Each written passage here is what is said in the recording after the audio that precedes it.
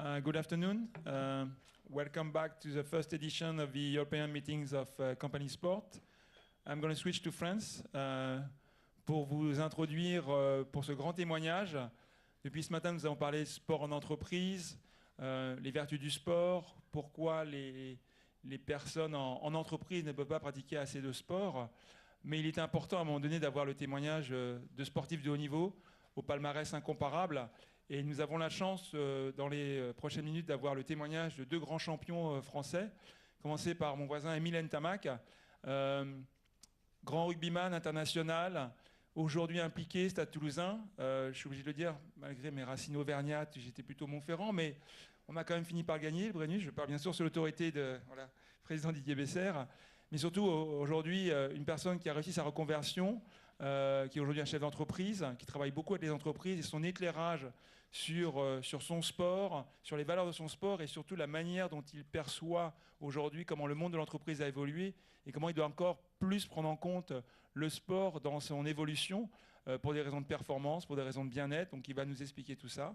Et puis ensuite, Patrice Martin, le Français le plus titré en termes de nombre de championnats de champions du monde, 13.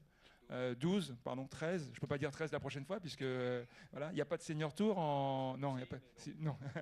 En tout cas, voilà, un palmarès incomparable, une discipline qui, effectivement, qui est le ski nautique, aussi qui est passé du monde de l'entreprise, qui est impliqué au niveau de la Fédération française et de la Fédération internationale. Et je pense qu'il était important d'avoir son éclairage, sa perception des choses, son évolution aussi, parce que ce sont des athlètes qui, depuis maintenant 30 ans, plus de 30 ans, sont dans le sport de haut niveau, voient l'évolution du sport de haut niveau et ont côtoyé les entreprises quand ils étaient athlètes, et maintenant sont un peu de l'autre côté de la barrière. Ils doivent expliquer aussi ça aux nouvelles générations, donc c'est ça qui va être important. Juste avant, Émile avait souhaité, bien sûr, valoriser son sport et nous montrer une petite vidéo d'1 minute où on va voir effectivement les valeurs du rugby et comment celles-ci vont être utilisées dans le monde de l'entreprise.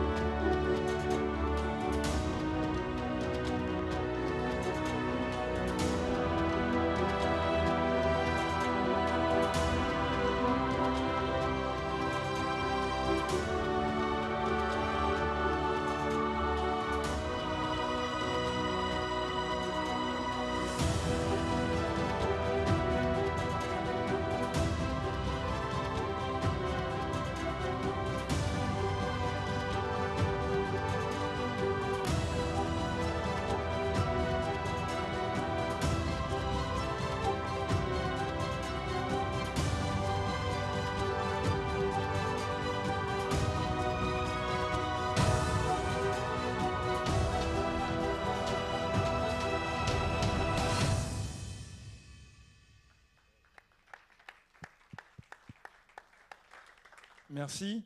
Donc, Émile, pendant des années, ton objectif, ton obsession, c'était de performer sur le terrain avec tes coéquipiers. Donc, tout était axé sur la performance, la préparation et la victoire, mais aussi la défaite, parce que ça fait partie de la vie du sportif de haut niveau. Pas trop la défaite, pas trop. Non, pas trop, oui, on le sait très bien. Aujourd'hui, tu es passé de l'autre côté de la barrière, tu entraînes, tu es general manager du Stade Toulousain, tu es aussi impliqué dans le monde de l'entreprise. Comment tu as pu transformer ce qui t'a fait en tant que sportif de haut niveau avec le palmarès qui est le tien, aujourd'hui en tant que chef d'entreprise? Et quelles sont les leçons que tu pourrais donner aux chefs d'entreprise, aux personnes qui travaillent dans les entreprises sur l'importance du sport dans l'entreprise?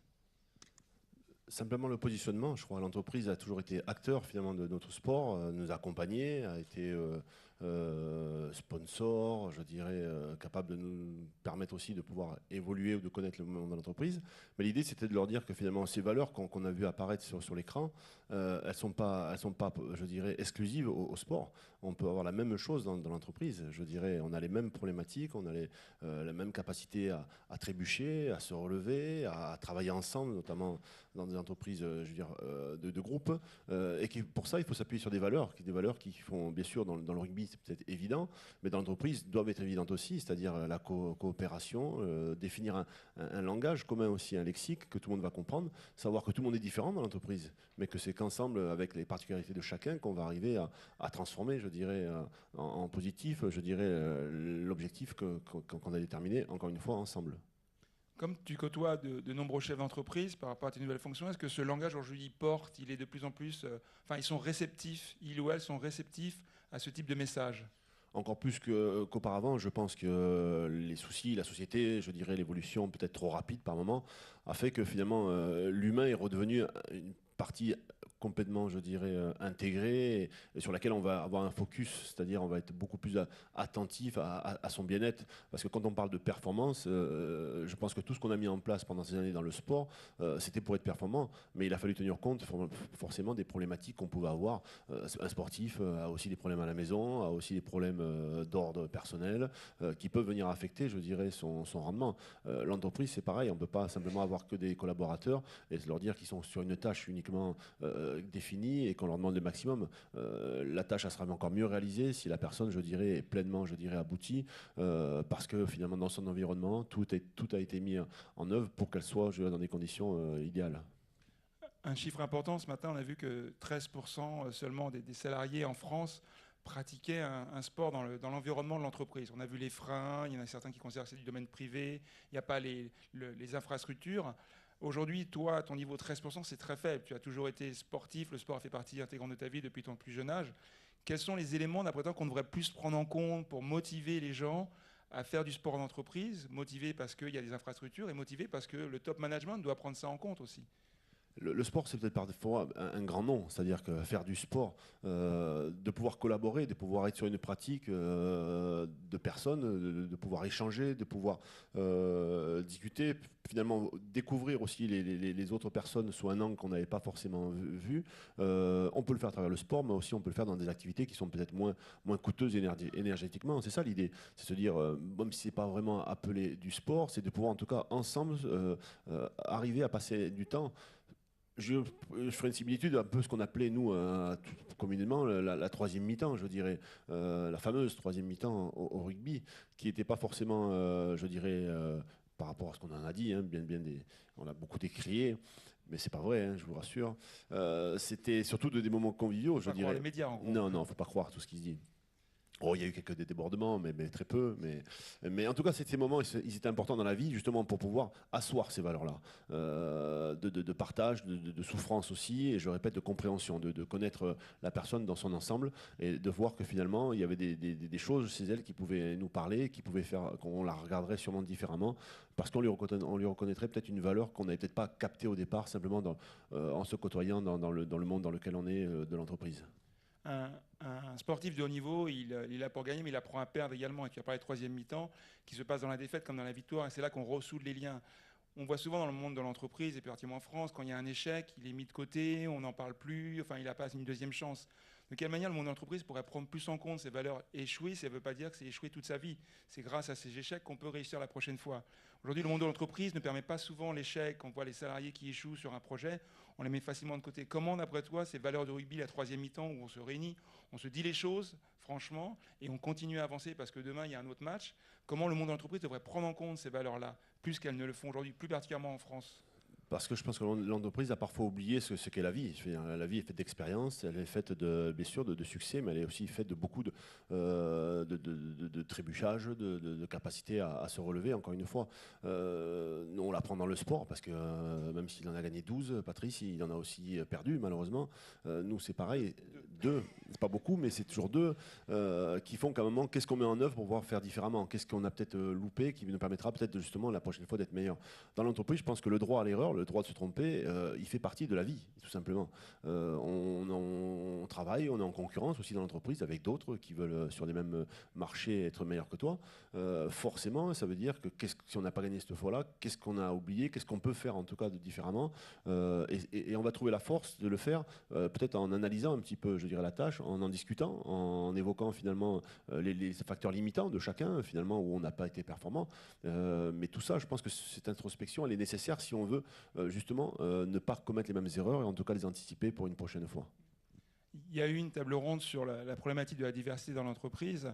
Aujourd'hui, quand on regarde l'équipe de rugby de France, on connaît l'équipe de foot, mais on regarde l'équipe de rugby, elle est à l'image de cette diversité du pays, avec les différentes origines qu'on peut voir aujourd'hui dans l'équipe de rugby nationale. Est-ce qu'aujourd'hui, le sport, et surtout le sport collectif, est en avance sur le monde de l'entreprise, dans ce que tu perçois quand tu rencontres les chefs d'entreprise, quand tu vois les gens qui travaillent autour des chefs d'entreprise, tu trouves la même diversité que tu as dans le sport de haut niveau, comme le rugby par exemple, qui, entre guillemets, dans les 25 dernières années, a fait une énorme mue avec tous ces jeunes qui sont arrivés d'origines différentes, de pays différents, et qui ont fait cette richesse du rugby français, qui font cette richesse du rugby français. Le sport, je dirais, en ça, il ne pose pas de règles, il ne met pas de frontières, il ne met pas de limites, tout simplement. Quelle que soit, je dirais, la façon dont tu pratiques, si tu es performant par rapport à ta façon d'être, qui peut être complètement différente, qui peut être pas forcément, je dirais, dans une droite lignée, je dirais, de préparation, on va regarder simplement si à un moment tu es compétitif, si à un moment tu peux apporter quelque chose au collectif. L'entreprise, forcément, elle a déjà des critères, des barrières. C'est difficile d'essayer des personnes, on a besoin d'arguments, on a besoin forcément d'un CV, je dirais, qui va parler en notre faveur ou pas. Mais il y a aussi des possibilités aujourd'hui, on le voit avec les contrats d'alternance, de voir des personnes qui n'ont peut-être pas, je dirais, la dimension voulue au départ, mais qui finalement, par leurs actes, tout simplement, démontrent qu'ils sont capables et qui peuvent en tout cas apporter une plus-value à l'entreprise. À ce moment-là, je pense que on peut s'appuyer là, et la diversité, finalement, elle s'ouvre et elle apparaît à ce moment-là. Patrice, on vient de parler du rugby, on connaît les valeurs extrêmement... Merci, Emile. Encore, tu vas avoir l'occasion tout à l'heure de répondre aux questions de la salle. Là, on vient de parler du rugby, on connaît les valeurs du rugby, c'est un sport collectif. Patrice, tu viens d'un sport plus individuel, pas individualiste, mais individuel, parce qu'il faut qu'il y ait quelqu'un dans le bateau quand même qui te tire, parce que sinon tu pars pas.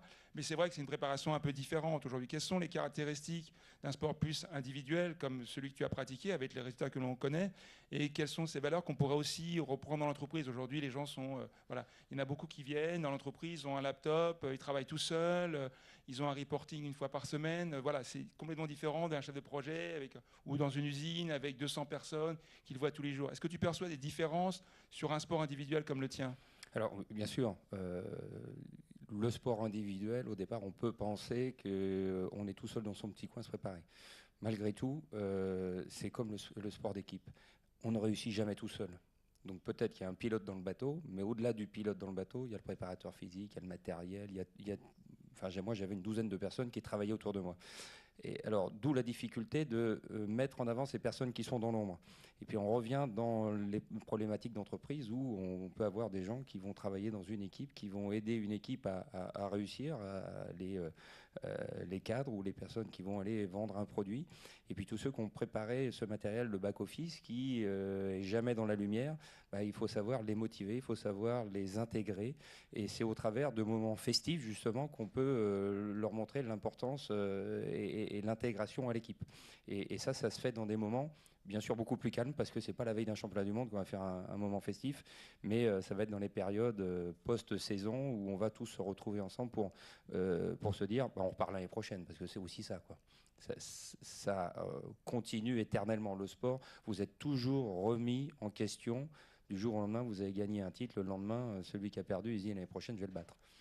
Dans tes interventions dans le monde de l'entreprise, c'est quelque chose que tu mets en avant, cette capacité à tout remettre en cause le lendemain, parce que chaque compétition est différente. Donc pour une entreprise, l'univers aujourd'hui de concurrence, on voit avant, on était sur 10-20 ans, on faisait des business plans à 3 ans. Maintenant, au bout de 6 mois, on a un environnement complètement différent. Et c'est très difficile à prévoir comment va être l'avenir pour une entreprise. Alors là, je vais plus parler des capacités d'un athlète de haut niveau. Une des premières capacités de l'athlète de haut niveau, ce qu'on doit mettre en avant en premier, c'est son adaptabilité. L'adversaire qui est en face, il s'est préparé à s'opposer à vous, et puis il va avoir une stratégie qu'on a étudiée en vidéo, et puis le jour de la compétition, il va faire totalement autre chose. Donc à un moment ou à un autre, il faut s'adapter. Alors s'adapter bien sûr sur ce qu'on voit, nos propres réflexes, mais avec l'entraîneur avec qui on discute. Et c'est vrai que dans le monde de l'entreprise, il faut être prêt. Perpétuellement, en permanence, se dire qu'est-ce qui va se passer demain. Et c'est un vrai problème pour l'entreprise de se préparer à ce changement continu. Mais le monde du sport a aussi changé. On se rend compte aujourd'hui que l'échec, alors comme on le dit, il est accepté, c'est au travers des échecs qu'on arrive à progresser, mais les échecs sont de moins en moins acceptés. Si on regarde les sports de haut niveau aujourd'hui, Une défaite, c'est pas génial. 2 défaites, à partir de 3 défaites, on pense déjà à changer l'entraîneur, si on pense pas à changer le système de jeu. Donc on se rend compte que la société, d'une manière générale, a changé sa vision sur l'avenir. Et même si on parle que l'échec fait partie de la performance, bah aujourd'hui, il faut essayer de gommer ces échecs. Et quand on regarde les statistiques, notamment dans le football, parce qu'on parle beaucoup de statistiques, bah ce sont des statistiques toujours positives. Et certains ne jouent que pour avoir des statistiques positives. Une passe décisive, un but, et alors le reste du match, il n'a rien fait. Et c'est là où il faut faire très attention. Qu'est-ce qui est le plus important finalement dans la vie de tous les jours, que ce soit pour l'entreprise ou pour le sportif? Est-ce que ce sont les statistiques ou est-ce que c'est ce qui le rend à l'ensemble du groupe? Et j'ai souvent tendance à dire, je suis un très mauvais exemple pour ça, je préfère un bon sportif, un bon soldat qui finit toujours deuxième, parce que je sais de quoi il est capable, il est toujours performant à un certain niveau, qu'une personne qui va être exceptionnelle une fois de temps en temps, et puis d'autres périodes, il va être transparent. Et c'est là où c'est sur quoi on doit se positionner demain, c'est de se dire, les gens qui vont travailler avec nous, qu'est-ce qu'on veut d'eux? Est-ce qu'on veut avoir une sécurité, une assurance du travail réalisé, ou est-ce qu'on veut une très très haute performance, mais qui ne sera pas renouvelée tous les jours? Dans le sport, quelqu'un qui va être régulier toute la saison, on sait qu'à la fin de l'année, il sera dans le top 2 ou dans le top 3. Puis s'il a été deuxième toute la saison, je pense qu'il sera même champion du monde.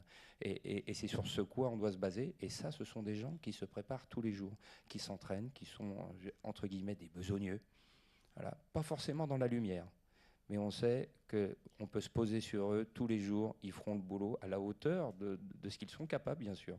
Mais c'est ça une équipe. C'est pas forcément que des stars. Ce sont des gens qui, à leur poste, vous savez de quoi ils sont capables et ils seront toujours présents. Est-ce que ce discours, il porte aujourd'hui quand tu rencontres les entreprises en France ou à l'étranger? Est-ce que c'est quelque chose qui est beaucoup plus maintenant aujourd'hui écouté, entendu que peut-être il y a 10 ans ou 20 ans? Mais tout dépend de l'objectif de l'entreprise. Il y a des entreprises qui veulent de la performance immédiate et ils veulent quelque chose d'extraordinaire. Hein. Quand je dis exceptionnel, extraordinaire, alors on veut de la performance tout de suite. On verra bien dans 1 an ou dans 2 ans ce qu'on fera. On ira chercher quelqu'un d'autre pour essayer d'augmenter et de passer un palier. Puis d'autres qui veulent construire étape par étape. Et comme je dis toujours, celui qui arrive en haut de l'escalier, c'est celui qui aura monté toutes les marches une à une. Celui qui va essayer de les monter 4 à 4, bon, s'il est très performant, peut-être qu'il y arrivera, mais il y en a beaucoup, au bout de 3 fois, 4 à 4, ils loupent et puis ils redescendent tout en bas de l'escalier. Donc c'est un petit peu voilà, cette idée visuelle de se dire, les gens qui se préparent petit à petit et montent et passent les étapes sérieusement et avec une certaine réflexion, arrivent finalement tout en haut de l'escalier ou de la tour Montparnasse.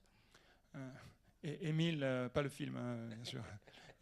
Émile, au niveau les jeunes générations, tu les vois venir maintenant aujourd'hui, mon entreprise est plus proche d'elles qu'auparavant. Est-ce que tu perçois une attente vis-à-vis des jeunes générations qui savent qu'elles auront de toute façon une fin de carrière, qu'elles devront penser à l'après? Est-ce qu'il y a déjà une intégration des valeurs de l'entreprise pour les jeunes générations qui disent, voilà, dans 5 ans, 6 ans, on va travailler avec vous sur un programme pour pouvoir intégrer les entreprises? Tu as parlé de contrat en alternance tout à l'heure. C'est quelque chose qui est vraiment important pour le Stade Toulousain? C'est important pour le Stade Toulousain, même si aujourd'hui, le Stade Toulousain, il faut le voir comme une entreprise sportive, mais une entreprise qui va, je dirais, contractualiser des joueurs pour un savoir-faire.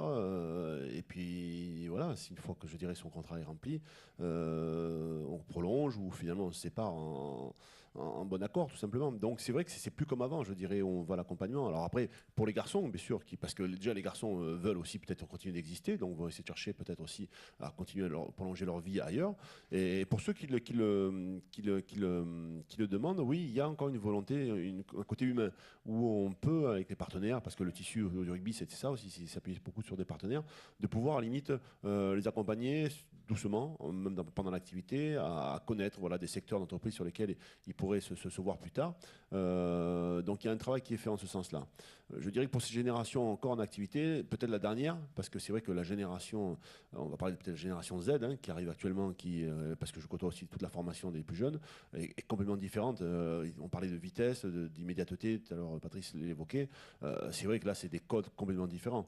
Il va falloir qu'on se réapprenne, et on est en train de réapprendre justement à s'adapter à eux, parce que l'inverse ne sera pas possible. Il va falloir aussi qu'on apprenne, nous, éducateurs, formateurs, entraîneurs, aujourd'hui, parce qu'on veut, encore une fois, aller vers de la performance, les rendre en tout cas les meilleurs possibles, mais malgré tout s'adapter à leur mode de communication, à leur mode de fonctionnement en général qui est bien différent. Mais il y a toujours ce travail encore dans le rugby, pour quelque temps encore, je l'espère. Il faut. Patrice, on a parlé tout à l'heure de ton palmarès qui est unique. Aujourd'hui, bon, il y a le talent, mais il y a aussi beaucoup de travail, parce que même s'il y a une réussite, il y a quand même 80% de travail tous les jours avec l'entourage. Pourquoi il n'y a pas un autre champion qui a pu arriver dans ton sport au même niveau que toi, un champion français? Est-ce que c'est parce qu'il n'y avait pas le même entourage, les mêmes conditions? Le ski nautique n'a jamais été un sport riche, Non, les gens, ça fait pas... non, oui et non, mais un Zidane, il n'y en a pas un tous les jours. Un Teddy Riner, il n'y en a pas un tous les jours. Alors, je ne vais pas dire que je me mets à leur niveau, mais bon, d'un autre côté, dans mon sport, j'ai écrasé un petit peu la concurrence pendant un certain nombre d'années. On a des champions français aujourd'hui, on a un vice-champion du monde, on a une équipe qui est vice-championne du monde. Mais voilà, le podium, ça joue toujours à la petite chose, voilà, la précision qu'on n'a pas eue. J'ai pensé l'année dernière, il y avait un championnat du monde de ski nautique en France, à Choisy-le-Roi. J'avais un Français qui sautait pour être champion du monde du combiné, donc c'était pas arrivé depuis moi, donc ça faisait quelques années, et bah, il s'est loupé, quoi. Il s'est loupé, il finit deuxième. Donc ça c'est la vie, mais il y a l'entourage, il y a tout ce qu'il faut autour, et puis des fois il y a, je dis, il faut toujours un petit peu de chance aussi. Alors quand je dis un petit peu de chance, il faut la provoquer. Et puis il faut se mettre en position de difficulté dans la vie. Et c'est vrai que cette génération, alors la génération XY et la génération Z, ils aiment pas trop ça, quoi. Ils veulent réussir tout de suite. Malgré tout, et je suis persuadé, c'est avec des bases solides qu'on arrive à mieux s'élever. Alors, on peut aller très vite à un certain moment, mais il va falloir assurer voilà, les basiques dans tous les sports si on veut progresser. Et puis après, il y a toute la question de l'entraînement, de l'évolution corporelle. On voit qu'il y a de plus en plus de blessures, donc il y en a qui arrêtent leur carrière prématurément, ou en tout cas n'arrivent plus à évoluer parce que suite à quelques blessures, ils n'arrivent plus à aller au niveau supérieur. Donc c'est aussi prendre tout ça en exemple en se disant que on ne peut pas tous être champion du monde à 15 ans, mais voilà, si on se prépare bien, on arrivera à une certaine performance. L'objectif étant pour la plupart d'être champion du monde. Je veux rebondir aussi sur la partie sport en entreprise, parce qu'on est là aussi pour ça. Et là, je prends l'autre casquette. Je travaille pour un grand groupe dans l'intérim. Et on a cette problématique depuis un certain temps de motiver nos employés à faire du sport, parce qu'on se rend bien compte qu'il y a de la sédentarisation pour une partie d'entre eux. Et c'est compliqué, parce qu'on a beau transmettre des messages, et je fais partie des gens qui transmettent les messages, mais voilà, alors il faut que ce soit entre midi et deux. On est sur des secteurs où il y a voilà, des agences, ça fait que 2-3 personnes, donc on n'est pas sur des gros secteurs. Donc comment motiver une équipe quand vous êtes que 2 ou 3 et qu'il y en a deux voilà, ils ont un certain âge, ils n'ont plus envie de trop faire du sport. C'est pas évident de trouver la solution. Malgré tout, on a remarqué que une entreprise qui est intégrée dans le sport et qui est engagée dans le monde du sport et qui va sur le terrain, qui fait participer ses employés une fois de temps en temps sur des opérations sportives, ça leur donne le goût quand même à l'effort à un moment ou à un autre. Donc il faut vraiment que l'entreprise elle ait cet ADN du sport un petit peu en elle, en faisant partager sa passion de par les dirigeants bien sûr, et de les motiver à venir voir voilà, le bénéfice qu'on peut avoir, qu'on peut en ressortir en faisant du sport. C'est des points qui ont été soulevés effectivement sur une table ronde, la capacité à motiver les salariés. Et on a parlé d'activité physique en complémentarité du sport, parce que le sport fait partie performance, résultat, mais une activité physique de marche, simplement, voilà, peut aussi déjà amener les gens à passer un cap. Et sur des challenges, c'est ce qu'on essaye de faire, nous, sur des challenges internes, et notamment que sur de l'activité physique, voilà, de la dépense un petit peu physique, que ce soit de la marche ou de la course à pied, mais tranquillement, mais voilà, sur un groupe, sur un secteur, de se dire, voilà, l'autre il a fait tant de minutes, l'autre, et c'est se comparer aux autres. On n'est pas dans la compétition, mais ça motive à se dire, oui, je fais partie du groupe et on a besoin de faire un score en commun. Tu as un badge Paris 2024. C'est dans 6 ans. Aujourd'hui, il y a une dynamique en France que l'on retrouve partout autour de ces Jeux Olympiques. Bon, il y a des discussions budgétaires, mais on sent qu'il y a un vrai élan aujourd'hui pour que la France devienne un pays encore plus sportif que ce qu'elle peut l'être aujourd'hui, avec des résultats attendus. Mais On sent que ça bouge dans toutes les associations, les entreprises, qu'il y a une vraie énergie, un momentum autour de ce Paris 2024. Toi, tu le ressens, parce que tu es un ambassadeur aussi de cette non plus candidature, puisque maintenant les Jeux arrivent dans 6 ans. Et on le sent tous, parce que bien sûr, d'avoir les Jeux, on en rêve depuis longtemps. Il y a eu plusieurs candidatures qu'on a pu vivre, que ce soit notamment 92 déjà, ça fait longtemps, 2012, on y avait cru encore. Et là, maintenant, c'est la réalité. Alors, la réalité, on peut déjà être sûr d'une chose, c'est que les Jeux seront réussis. Il y aura un engouement, il y aura une présence, il y aura des endroits exceptionnels pour voir les Jeux, que ce soit à Paris ou à Marseille pour la voile. Maintenant, c'est pas le tout de réussir les Jeux pour le monde entier. Il va falloir les réussir sportivement. Et c'est vrai qu'aujourd'hui, il y a une problématique budgétaire. Il va falloir voir un petit peu comment on va évoluer dans les quelques années à venir, sachant que la plupart de nos athlètes qui seront à Paris 2024, ils sont aujourd'hui déjà dans les groupes de détection, dans les groupes espoirs, puisque voilà, ils n'ont pas 12 ans, hein, ils ont plutôt 16, 18, 20 ans aujourd'hui pour être présents aux Jeux de Paris en 2024. Mais c'est vrai qu'au niveau des entreprises aussi, on commence à avoir une réflexion sur est-ce qu'on met du temps à disposition pour qu'on ait dans notre entreprise des bénévoles qui seront présents et qui participeront à la réussite des Jeux. Est-ce qu'on organise des challenges? Est-ce que pour les plus grosses entreprises, ouais, est-ce que ça vaut le coup d'être partenaire de Paris 2024? Et c'est vrai qu'il y a besoin de tout cet engouement général français. Mais en tant que sportif, au départ, c'est vrai que moi j'ai envie d'entendre la Marseillaise retentir beaucoup plus de fois que ce qu'on a aujourd'hui. Et pour ça, il faut aussi une vraie préparation et des moyens. Et quand je dis des moyens dans le sport, il faut bien se rendre compte d'une chose, c'est pas du financement, c'est de l'investissement. Parce que tout ce qu'on fait dans le sport, ça avance dans la société, ça fait du bien socialement, ça fait du bien bien sûr aussi économiquement, mais voilà, le sport c'est aussi une école de la vie et on le voit très bien dans le rugby notamment parce que voilà, c'est cette cohésion, ce partage, d'aider un copain, d'être en concurrence mais de se dire qu'à la fin on a tous participé à la fête, donc tout ça ce sont des vraies valeurs et qu'on apprend simplement dans le sport. Un bon demi-mêlée, hein, Patrice, hein, comme quand il parle comme ça. Émile, le rugby à 7 est un formidable succès aux Jeux de Rio, donc il sera à Paris 2024. On le sent chez les jeunes aujourd'hui, le rugby à 7 commence à attirer un peu plus que le rugby à 15, ou en tout cas de manière différente, parce qu'il y a cette lumière des Jeux Olympiques qui est là à Paris dans quelques années. C'est un peu compliqué parfois hein, chez nous dans le rugby quand même. Hein. 15, les règles 13, vous voyez que les règles 11, sont compliquées. 7. On ne les comprend pas tous, hein, on fait croire, mais on ne comprend pas tout, nous, toujours. Mais il y a un arbitre, voilà, on a une règle, l'arbitre a toujours raison. Donc ça permet de régler pas mal de problèmes. Non, le 7, c'est vrai que c'est olympique, donc on pourrait croire justement qu'il y a un engouement particulier. Mais le 7, aujourd'hui, on n'a pas mis forcément en place, nous, dans notre rugby au quotidien, un championnat chez les jeunes. Pour le faire, en termes de pourcentage, il y a 2 journées de rugby à 7 qu'on a fait fini déjà, et voilà, on ne parle plus de rugby à 7 toute l'année, on va partir sur le 15.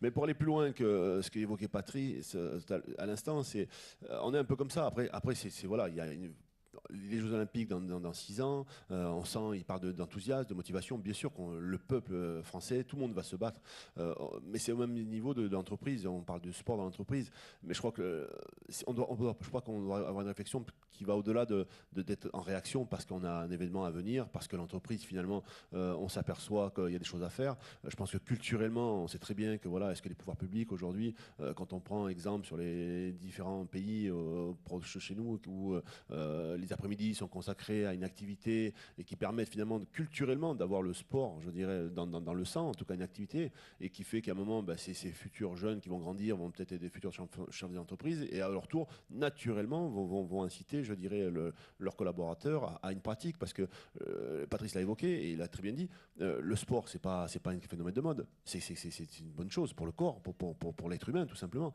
pour le bien-être mental, donc c'est pour la sécurité sociale, pour tout ça, je veux dire, il y a une vraie, je dirais, action à mener en se disant, mais à travers le sport, en tout cas l'activité physique, est-ce qu'il n'y a pas des choses à repenser, à faire différemment pour vivre mieux, tout simplement, à travers le sport pour ceux qui en pratiquent, à travers l'entreprise ou toute autre activité. Vivre mieux individuellement et ensemble. Merci Émile, merci Patrice. On a quelques minutes pour des questions, si vous le souhaitez. Vous pouvez les applaudir, hein, c'est quand même deux grands champions qui ont consacré du temps à venir nous voir. Il y a des micros, s'il y a juste une ou deux questions. Soyez pas timides. Hein. À droite. Bonjour, je voulais rebondir sur ce qu'a dit Patrice Martin tout à l'heure en disant le sport entre midi et deux. Or, on voit que le sport améliore l'absentéisme, on voit que le sport va permettre à la génération Z de ne pas avoir mal au dos dans 5 ans, parce que quand vous prenez les nouvelles générations, vous faites le test de gainage, c'est catastrophique. Hein. Ils ont été sur leur console toute leur jeunesse, et à 22 ans, on les met devant un ordinateur et ils ne bougent plus. Donc c'est clair, dans 10 ans, ils ont mal au dos. Et alors pourquoi entre midi et deux? Pourquoi pas sur le temps de travail? Ah bah, pourquoi pas, moi je suis prêt. Hein. Si on peut faire du sport. Et en m'étant baladé là, tout à l'heure, j'ai vu un vélo avec une table. Ouais, pourquoi pas leur faire du vélo pendant qu'ils sont en train de travailler. Je suis tout à fait pour, mais ouais, je pense que ce soit les entreprises ou les pouvoirs publics, il y a besoin des deux. Il y a besoin d'une volonté des entreprises à dire on a besoin d'avoir plus de sport parce que c'est bénéfique pour la sécurité sociale, mais c'est bénéfique aussi pour le bien-être de nos salariés qui vont être plus performants en termes de travail. Mais il va falloir aussi des accompagnements pour avoir des outils à disposition sur les lieux de travail. Et c'est souvent ça la problématique, c'est ou vous leur faites faire du sport sur le lieu de travail. Alors c'est forcément à côté, et quand ils sont partis le soir, pour beaucoup des salariés, une fois qu'ils sont rentrés chez eux, ils se débrouillent. Alors entre midi et deux, ils ne mangent pas loin, donc on peut se débrouiller à faire quelque chose. Mais s'il faut que les lieux de travail soient il y ait une expansion des mètres carrés des lieux de travail pour faire du sport, là, à un moment ou à un autre, l'entreprise commence à avoir un problème en se disant moi j'ai une entreprise qui a beaucoup grandi, on pousse les murs, mais voilà, il n'y a plus un bureau qui est disponible, et alors on leur fait faire du sport où? Et c'est là où on arrive à cette problématique de se dire est-ce qu'on met à disposition par l'entreprise des espaces de sport, d'activité physique. Mais est-ce que d'un autre côté, l'État et Bercy, ils disent les entreprises qui font ça ont un dégrèvement sur quelque chose? On va en être là au bout d'un moment, parce qu'il ne faut pas se leurrer. À un moment ou à un autre, tout investissement, il y a quelque chose qui va être demandé par l'entreprise. Hein. Alors, je suis ni ministre des Sports, ni ministre du Budget, donc pour l'instant, je ne peux pas faire grand-chose. Mais il faudrait soulever la problématique. Et c'est vrai que si on intègre le sport, que ce soit dans l'entreprise, mais que ce soit dans l'école, parce qu'au travers de l'école, on peut apprendre beaucoup de choses. On peut demander aux enfants de devenir arbitre. D'être arbitre, c'est de peser le pour et le contre de la décision, de sanctionner l'un ou l'autre et de voir où il y a cette limite. Parce que forcément, quand on joue d'un côté, on est toujours d'accord que l'autre a fait faute. Mais quand on est à la place de l'arbitre, on voit bien que c'est pas noir ou blanc, c'est que qui a fait la première faute, et ça leur permet d'étudier ensemble le bienfait d'avoir un arbitre qui va nous accompagner pour travailler ensemble et se dire il ne peut pas y avoir un match, il ne peut pas y avoir une évolution sociale s'il n'y a pas d'arbitrage, s'il n'y a pas de justice. Pour répondre à votre question, dans la table ronde prochaine, on va parler aussi, il y a des exemples de mutualisation dans des zones d'activité ou des pôles d'activité par des entreprises effectivement d'infrastructures sportives qui sont au service de plusieurs sociétés en même temps, ce qui permet effectivement de compenser le manque de moyens d'une structure et d'offrir sur un pôle de salariés plus important. C'est pas forcément la panacée, mais en tout cas, c'est des exemples qui commencent à fonctionner, et on en parlera dans la prochaine table ronde. D'autres questions? Juste... Bonjour, je voulais revenir sur tout à l'heure quand vous parliez des valeurs du sport de haut niveau. C'est vrai que tout à l'heure, en plénière, on a aussi abordé le fait que finalement, les personnes qui nous inspirent, ce n'étaient pas forcément les sportifs de haut niveau, on parlait des Jeux Olympiques, mais c'était finalement le salarié qui est à côté de moi en entreprise et qui, lui, va faire du sport et va me motiver à faire du sport aussi. Et du coup, est-ce que vous travaillez également sur... un transfert le fait que les valeurs du sport de haut niveau soient portées finalement par les salariés également. Je ne sais pas si c'est très clair ce que j'ai dit. Alors, si j'ai bien compris, pour résumer, c'est est-ce que les valeurs dont on parle dans le sport, elles peuvent se transposer sur l'entreprise avec des salariés dans l'entreprise? Peuvent être portés par les salariés. Par les salariés. Bah, je crois que ces valeurs elles sont les mêmes des deux côtés, hein. Et je pense que justement, c'est de mettre en avant ces valeurs dans l'entreprise, d'engagement, de partage, de cohésion. Enfin, je pense qu'on a tous des exemples de personnes avec qui on a travaillé qui portent ces valeurs et qui nous ont accompagnés, qui nous ont permis de nous élever dans le monde de l'entreprise. Ça arrive à tout le monde d'avoir des coups de blues dans le boulot parce qu'il y a des trucs qui vont pas, parce que on est un petit peu à court de temps et puis on a une deadline qui arrive et puis on stresse. Et des fois, il y a des gens qui vous permettent de relever la tête et voilà, ils incarnent ces valeurs d'accompagnement, d'entraide, d'équipe. Et alors, on peut les faire porter par des milliers de salariés dans les entreprises qui sont à même justement de montrer qu'il n'y a pas que le sport de haut niveau ou les sportifs de haut niveau. Les sportifs de haut niveau, en fait, c'est la publicité qu'on en fait, c'est ceux qu'on voit qui sont au devant. Mais vous avez des finalistes de championnats du monde ou de Jeux olympiques qui portent les mêmes valeurs, mais ils ne sont pas encore prêts aujourd'hui. Ils viendront peut-être champions, mais c'est vrai que c'est ceux qui sont dans l'éclairage qui nous permettent de mettre en valeur, justement, ou en avant, toutes ces belles valeurs qu'on a dans le sport. C'est pas la réponse que vous attendiez. Si. Merci Patrice, merci Limilde. Je pense qu'on peut les applaudir très fort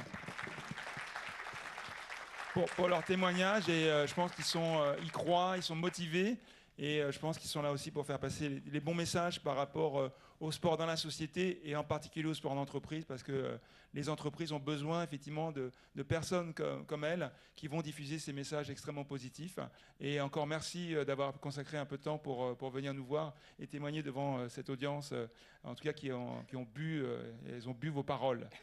Merci et vive Clermont-Ferrand, hein.